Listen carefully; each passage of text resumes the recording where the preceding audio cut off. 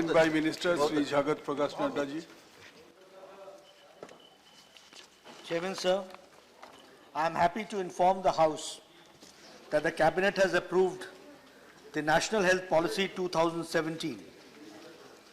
It is a huge milestone in the history of health sector in the country. The Health Ministry has formulated the National Health Policy 2017 under the guidance of Honorable Prime Minister Shri Narendra Modi ji.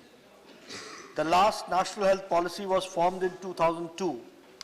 So this policy has come after a gap of 15 years to address the current and emerging challenges necessitated by the changing socio-economic, technological and epidemiological landscape. The Government of India adopted a highly participative and consultative approach in the policy formation process. The draft National Health Policy was placed in public domain. Over 5,000 suggestions were received. This was followed by consultations with the state governments and other stakeholders for further fine-tuning of the policy. The policy was placed before the Central Council for Health and Family Welfare, the apex policy-making body, and was unanimously endorsed by it. The policy informs and prioritizes the role of government in shaping health systems in all its dimensions: investment in health, organization and financing of health care services, prevention of diseases and promotion of good health through cross-sectoral action, access to technology, developing human resources, encouraging medical pluralism, building the knowledge base required for better health, financial protection strategies, and regulation and progressive assurance for health. The policy is aimed at reaching healthcare in an assured manner to all, particularly the underserved and the underprivileged. The policy aims for attainment of the highest possible level of health and well-being for all at all ages, through a preventive and promotive healthcare orientation in all development policies and universal access to good quality healthcare services without anyone having to face financial hardship as a consequence. This would be achieved through increasing access, improving quality and lowering the cost of healthcare delivery. The broad principles of the policy are centered on professionalism, integrity and ethics, equity, affordability, universality, patient-centered and quality and care, accountability and pluralism. The policy seeks to move from sick care to wellness with thrust on prevention and healthcare promotion.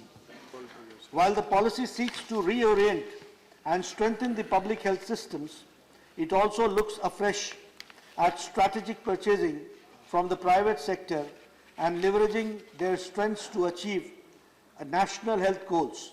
The policy looks at a stronger partnership with the private sector. Sir, the earlier policy was taking care of the sick care policy.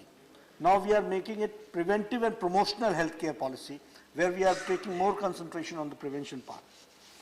As a crucial component, the policy proposing raising the public health expenditure to 2.5% of the GDP in a time-bound manner. The policy advocates a progressively incremental assurance-based approach. It envisages providing larger package of assured comprehensive primary health care through the health and wellness centers, and denotes important change from very selective comprehensive primary health care package, which includes care for major NCDs, mental health, geriatric health care, palliative care, and rehabilitative care services.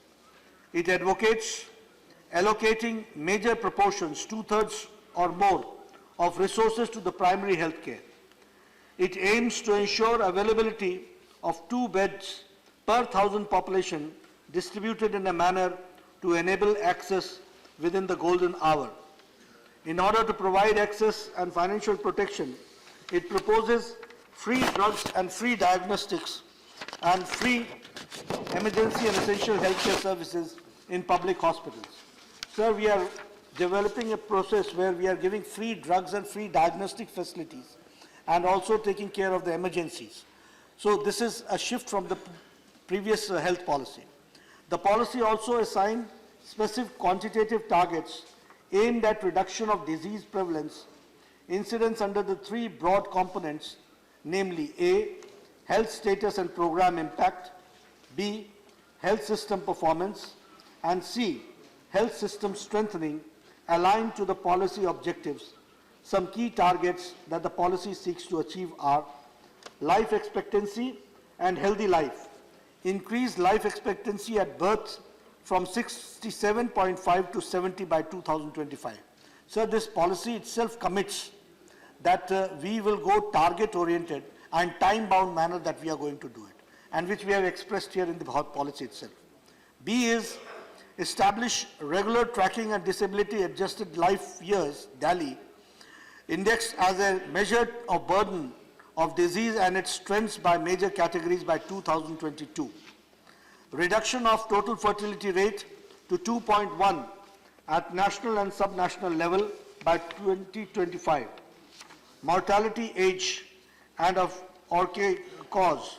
Reduce under 5 mortality to 23 by 2025 and maternal mortality ratio from current levels to 100 by 2020. Reduce infant mortality rate to 28 by 2019. Reduce neonatal mortality to 16 and stillbirth rate to single digit by 2025. Reduction of disease prevalence and incidence.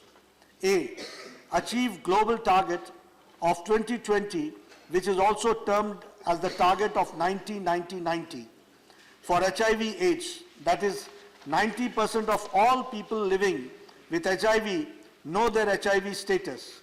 90% of all people diagnosed with HIV infection receive sustained antiretroviral therapy, and 90% of all people receiving antiretroviral therapy will have viral suppression. B, achieve and maintain elimination status of leprosy by 2018. Sir, we commit ourselves that by next year we will be eliminating leprosy. And this year, Kala-Azar by 2017 and lymphatic filariasis and endemic pockets in 2017.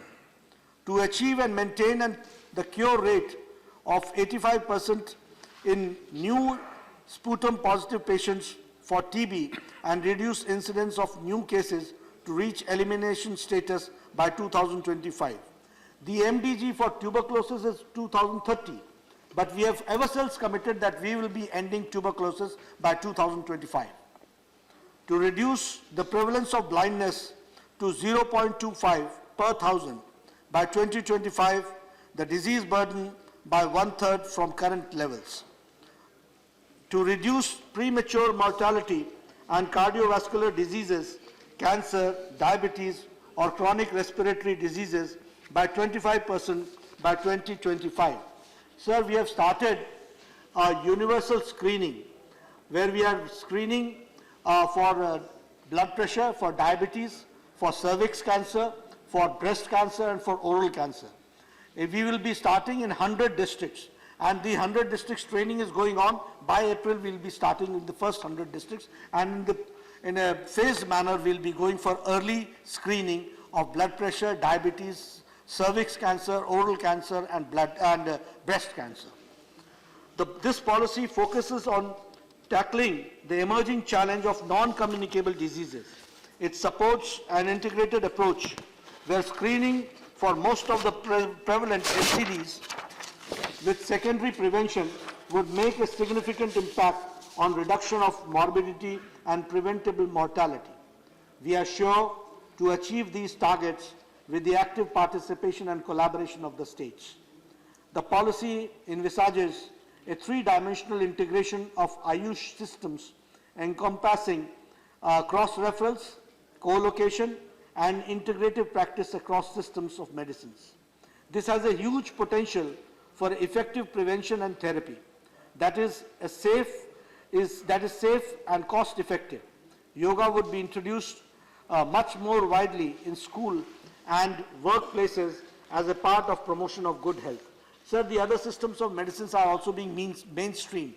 So in our location, we'll be giving them also the place, and cross-referral will be there. That is the provision which we have tried to develop. To improve and strengthen the regulatory environment, the policy seeks putting in place systems for setting standards and ensuring quality of health care. The policy is patient-centric and empowers the patient for resolution of all their problems. The policy also looks at reforms in the existing regulatory system, both for easing manufacturing of drugs and devices to promote Make in India, as also reforming medical education. Sir, here I would like to say that as far as this policy is patient-centric.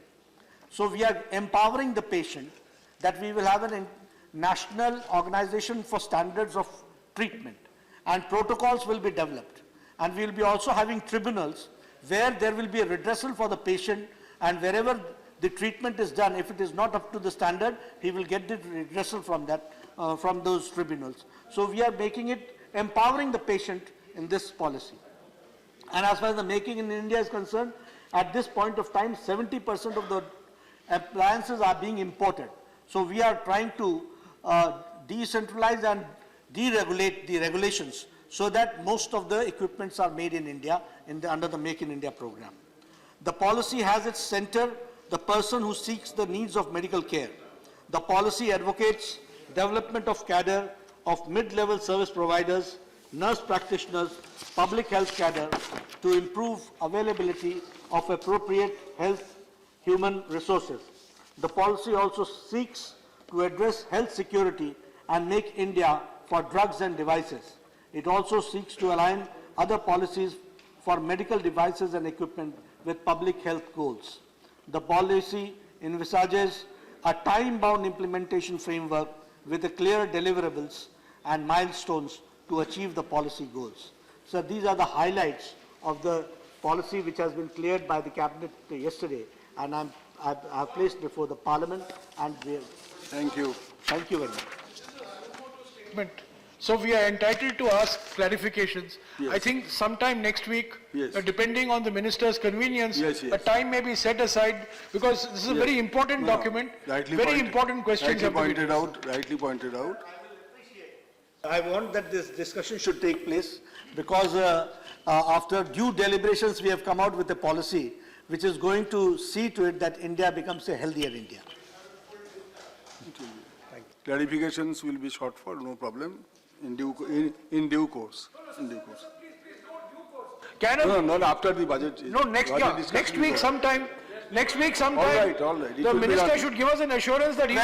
Whenever It the will be chair done, it fixes, will be we would like to have a will debate on decide. it. Chairman And I will decide. appreciate that debate should take place. Chairman will decide, no problem. Now.